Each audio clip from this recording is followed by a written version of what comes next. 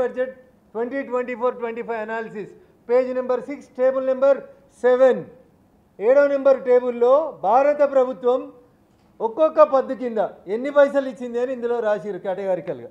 ఇది మొత్తం ఎంత ఇచ్చిరు అంటే 5,15,865 కోట్లు ఇచ్చినాం. దీంట్లో 3 కోట్ల ఇండ్లని ప్రధానమంత్రి ఆవాస్ యోజన కింద ఇండ్లని ఇస్తున్నాం. మీరు ప్రధానమంత్రి ఆవాస్ యోజన కింద ఇచ్చిన ఇండ్లని తీసుకుపోయి ఇందిరమ్మ ఇండ్లని పేరు మార్చి కడుతుండ్రా కడతలేరా? మేము ఇస్తున్నటువంటి పైసల్ని ఇందిరమ్మ ఇళ్లకు యాడ్ చేస్తున్నారా లేదా? Revanth Reddy should answer it.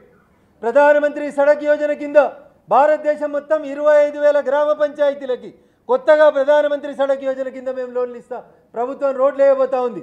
దాంట్లో తెలంగాణ వాటా ఉందా లేదా రేవంత్ రెడ్డి గారు చెప్పాలి. అదే రకంగా ఇంకా చెప్పుకుంటూ పోవాలనుకుంటే వారు చెప్తున్నటువంటి ఏదో బీమా చేస్తాము, ఆరోగ్యశ్రీని 10 లక్షలు పెంచుతామని చెప్పారు. ఏడికేళ్ళు పెంచుతారు? The central government it self made Ayushman Bharat and increased it to 10 lakhs. మేము ఇచ్చినటువంటి ఆయుష్మాన్ భారత్ 10 లక్షలనే తీసుకుపోయి మళ్ళీ మీరు అక్కడ ఆరోగ్యశ్రీ కింద పేరు మార్చి చెప్పుకునే ప్రయత్నం తప్ప you have not allocated a single paisa. ఇంకా దరిద్రం ఏంటంటే బడ్జెట్లో మైనార్టీల పండుగలకి 33 కోట్ల రూపాయలు ఇస్తాడు బట్టి గారు. మైనార్టీల పండుగలకి 33 కోట్ల రూపాయలు ఇచ్చినటువంటి బట్టి అండ్ రేవంత్ ఎందుకు హిందువుల పండుగలకు 1 రూపాయి ఇవ్వలేదు? లేరా తెలంగాణలో హిందువులు కాంగ్రెస్ పార్టీకి ఓటేయలేదా? ఇదేనా మీ రాజనీతి? మైనార్టీల పండుగలకి 33 కోట్ల బడ్జెట్ అలొకేషన్ని ఏ రకంగా చేస్తావు? Is this called secular mister బట్టి? ఇదేనా ఒక మతాన్ని ఎంకరేజ్ చేయడం? మైనార్టీలకు పైసలు ఇచ్చి మెజార్టీలని వంచడమే మీ సెక్యులరిజమా కాంగ్రెస్ पार्टी? संविधान खतरे में, किधर खतरे में? माइनॉरिटियों को पैसा दिए तो संविधान अच्छा है, हिंदुओं को पैसा दिए तो माइनॉरिटी खतरा में बोलना समझ रहा क्या बट्टी आप? This is very unfortunate on the part of the finance minister of Telangana. So మా ఎంపీ గారికి ఒక అపాయింట్మెంట్ ఉంది, అందుకని వారు వెళ్తున్నారు, దయచేసి ఏమనుకోవద్దు. Is leaving. So coming to the other issues, Revanth Reddy గారు మాట్లాడుతూ ఉన్నారు నిన్న చాలా విషయాలు. నేను మూసీ కోసం 1,00,000 కోట్లు అడిగినా, నేను సూటిగా అడుగుతున్నా రేవంత్ రెడ్డి గారు, తెలంగాణ ముఖ్యమంత్రి గారు, కాంగ్రెస్ ప్రభుత్వం కాళేశ్వరానికి 1,00,000 కోట్లు కావాలని కేసీఆర్ ఎట్లయితే డిపిఆర్లు ఇవ్వకుండా కేంద్ర ప్రభుత్వాన్ని బదనాం చేసిండో అట్లే ఈరోజు రేవంత్ రెడ్డి 1,00,000 కోట్లు కావాలంటాడు. The day when he started Musi ప్రక్షాళన అని మాట్లాడిన రోజు రేవంత్ రెడ్డి గారి నోట్లోంచి వచ్చిన మాటలు 50,000 కోట్లు అయితే సరిపోతాయో అన్నాడు. 3 నెలలు దాటిన తర్వాత రేవంత్ రెడ్డి గారి నోట్లకేలు వచ్చిన మాటలు మూసీ ప్రక్షాళనకి 70,000 కోట్లు కావాలని అడుగుతున్నాడు.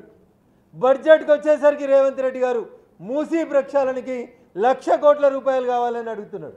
My question is straight to the Telangana government and the honourable chief minister of Telangana. నువ్వు డిపిఆర్ ఇచ్చినవా రేవంత్ రెడ్డి? మూసీ ప్రక్షాళనకి నీ దగ్గర డిపిఆర్ ఉందా? డిపిఆర్ తయారు చేసినవా? డీటెయిల్డ్ ప్రాజెక్టు రిపోర్ట్ తయారు చేయకుండా 1,00,000 కోట్లు ఇస్తే కాళేశ్వరాన్ని ఆయన ఏటీఎంగా మార్చుకుంటే రేపు మూసీ ప్రక్షాళనని రేవంత్ రెడ్డి అయిన కమిషన్ల కోసం, కాంట్రాక్టర్ల కోసం, ఎమ్మెల్యేల కొనుగోలు కోసం వాడాలనుకుంటున్నాడు తప్ప ఈ డోంట్ హ్యావ్ ఎనీథింగ్. దీంట్లో ఆయనకి ఏం ఆలోచన లేదు, లక్ష్యం లేదు.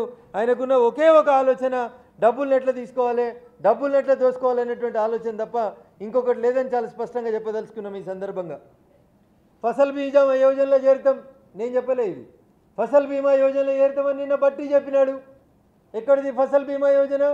కేంద్ర ప్రభుత్వం ఇస్తలేడా? ఫసల్ బీమా యోజన కింద మేము ఇచ్చినటువంటి పైసలు కావా? మీరు ఇంకా చెప్పిండ్రు ఏమని? కౌలు రైతులకు కూడా 12,000 రూపాయలు ఇస్తామన్నారు ఏడాదికి. 1 రూపాయి బట్టి గారు 1 రూపాయి కౌలు రైతుల కోసం ఇచ్చిండ్రా? నేను ఇందాక అడిగిన మహిళలకు ఇస్తాను 2,500, సంవత్సరానికి 30. తెలంగాణ జనాభా 4.5 కోట్లు అనుకుంటే ఆ 4.5 కోట్లలో కనీసం 2,25,00,000 మంది మహిళలు ఉంటే ఎలిజిబిలిటీ ఉన్న వాళ్ళు 1 కోటి మంది అని ఉంటారు కదన్న. కనీసం ఎలిజిబిలిటీ ఉన్న మహిళలు 1 కోటి మంది ఉంటారు. 1 కోటి మందికి ఏడాదికి 30,000 ఇస్తే నెలకు 2,500 చొప్పున 12 నెలలకి 30,000